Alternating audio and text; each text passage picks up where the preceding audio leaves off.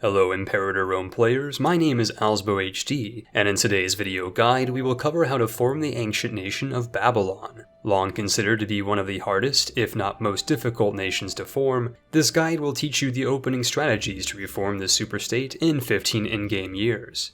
When you're ready to Hammurabi the code and Chaldean, a cold one with the boys, it's time to check out the starting situation of Tylos, the only Babylonian culture nation in the game that can reform the state in Iron Man mode. The city-state of Tylos starts in 450 AUC as quite possibly the worst nation in the game. A one-province minor with an awful seafaring tradition, the wrong religion, and literally no population that follows their state culture of Babylonian, Tylos is in a tough spot. The only thing to eat are gemstones, and the only grain to import is banned by the hostile Seleucid state, so unless if you enjoy playing Don't Starve, we need to get off of Cannibal Island immediately. So what would Nebuchadnezzar do? Well, he would roll the dice and pray to RNGesus, because the strategy I'm about to show you is the fastest technique to form Babylon, and is consistent outside of a particular event that fires in the first month of the game. Let's go ahead and get started with the guide. After starting a new Tylos campaign in Iron Man mode, the imperative thing to do is check what the Seleucids are up to. In the first month of the game, they are likely to cede land to the Marius Indian Empire in an event for a truce, but there is also the rare possibility for them to face the threat and go to war. For our strategy to work, you must restart your campaign until the Marius start off at war with the Seleucid Empire, which in my experience takes about 5 to 6 rerolls. We need the Seleucids to be occupied and busy with India, as we will exploit their weakness to take the territory needed to form Babylon. Once they are at war, I'd recommend making an Iron Man backup save so that you don't have to do this again. Thankfully, this is the first and last time you'll need to rely on RNG and luck in this strategy. Moving forward, be sure to keep your game paused and fill out your government ideas. Next, we will focus on our military. Hire 3 archers to your starting army and 3 Liburnian ships to your starting fleet. Once that's accomplished, go ahead and use your influence to fabricate a claim on the Seleucid Empire province of Cherasane. Now go ahead and access your mission tree, where we will start the mission The Matter of Gedrosia and consult the Senate. Next, we will access the Religion tab and call upon whichever military pantheon is default. With any remaining money you have, go ahead and unlock as many inventions as possible.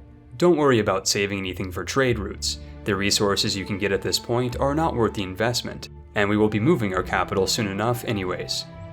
Go ahead and hire the best generals you can to lead your army and navy, and set your game speed to 5 and unpause the game. After a few more months, have your diplomats cancel your tributary status with the Seleucid Empire. As events pop up relating to your mission tree, be sure you always select the peaceful option, which will grant us positive relations with the neighboring Arabic states of Jerha and Makkah. When it is possible, have your diplomats ally both states, which will protect you from local predation. Continue at speed 5, ensuring that you always select the peaceful option. Once the event tree concludes, it's time to prepare our army. Before we declare war, select your main army of 6,000 troops and split them into 3 regiments of 2,000 men each, ensuring that each one has a general to lead their forces. Once properly split up, have your armies loaded up onto your boats and properly embarked. Next, we will unpause the game and direct our ships off of the coast of Mesopotamia. At this point, your claims on the Seleucid Empire should validate, and it's time to make our move. Declare war for Cherasane and call on your allies if possible. Despite the fact that your army is meager and severely outnumbered, the Seleucid Empire will be busy fighting off the Marian nation, leaving their provinces ripe for sieging and occupation. Using your 3 regiments, go ahead and split up and occupy the entirety of Cherasane province. Once fully occupied, this province will provide a ticking monthly war score in your favor, so it should be your first priority. Once you gain more manpower, be sure to hire more light infantry or archers in your capital, and ferry them over using your navy. At this point in time, it's a battle to occupy as much as possible before the enemy signs peace with India and sends death stacks in your direction. But you have a secret weapon. You can use the rivers to your advantage, ferrying your men up and down the riverlands to have them occupy everything they can. I strongly recommend prioritizing the occupation of as many regional capitals as possible, particularly the city of Babylon, which has no fort.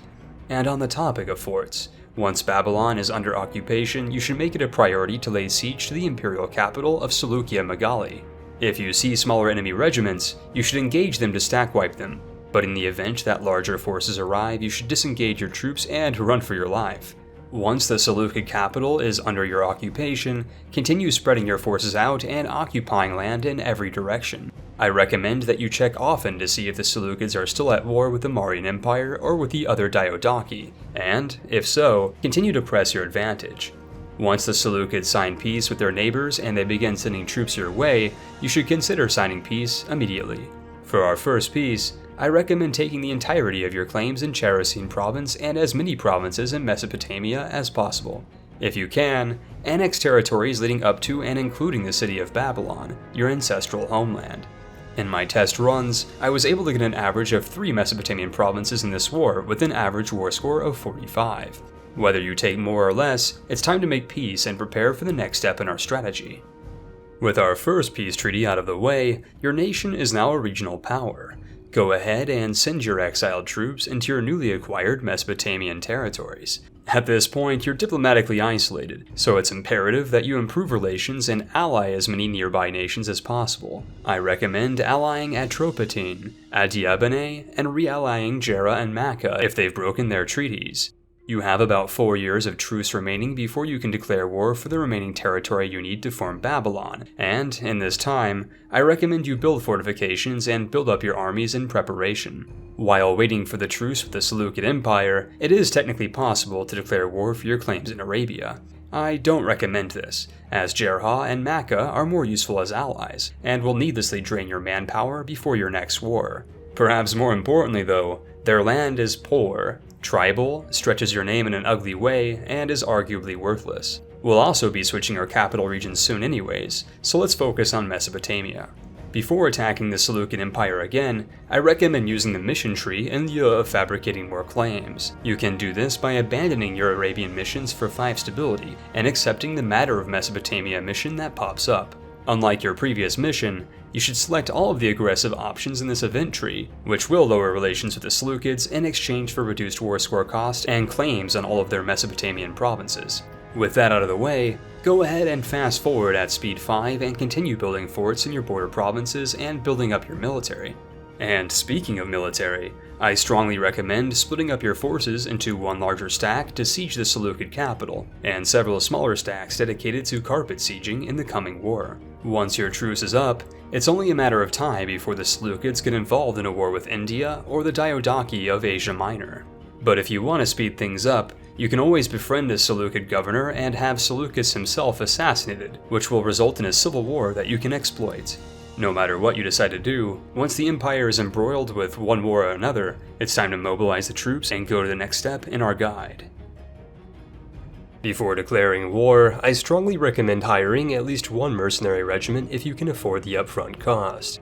During the conflict, money won't be an issue if you play smart, since you can pillage regional capitals with your guerrilla forces to loot a ton of ducats. Once you're ready and your carpet sieging smaller regiments are in position, go ahead and declare war for your province of choice and call in any allies willing to join. During the first phase of the conflict, I recommend using your mercenary or main force to capture the Seleucid capital, while your smaller regiments carpet siege the war goal. You should also have a dedicated guerrilla regiment of 2,000 soldiers set the forest march and pillage the regional capitals of Persia.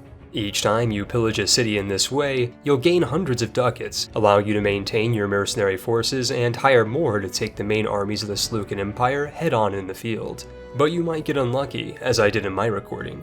In this case, the Seleucids might decide to prioritize attacking you and your military over the other nations at war with them.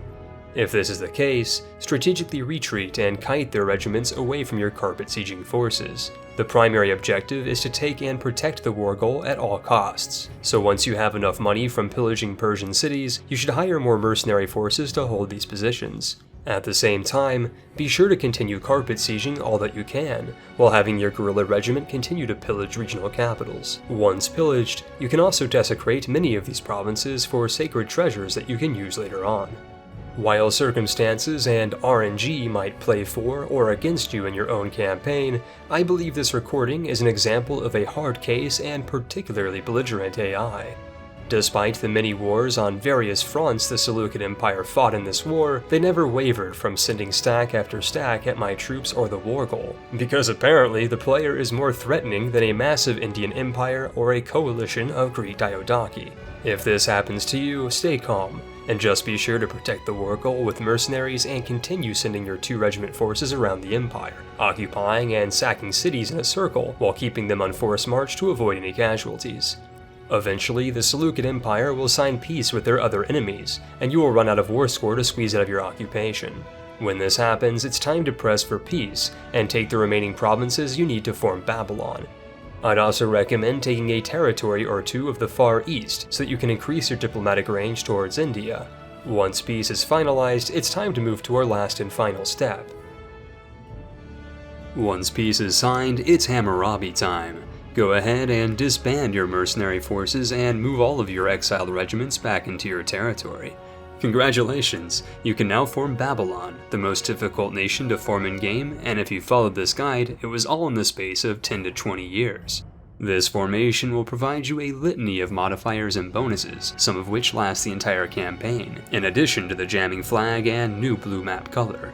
At this point, you should also complete the mission Triumph in Mesopotamia, which in addition to providing further bonuses will allow you to undertake a mission that focuses on capital development or another that focuses on further military expansion in Assyria.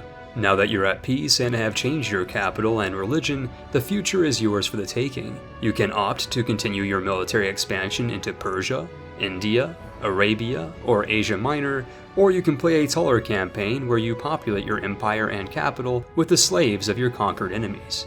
No matter what you plan for your campaign, I strongly recommend that you change your religious pantheon as soon as possible. None of your pantheons will be of your true faith, which is Chaldean, and will require each to be exchanged at the cost of -15 stability.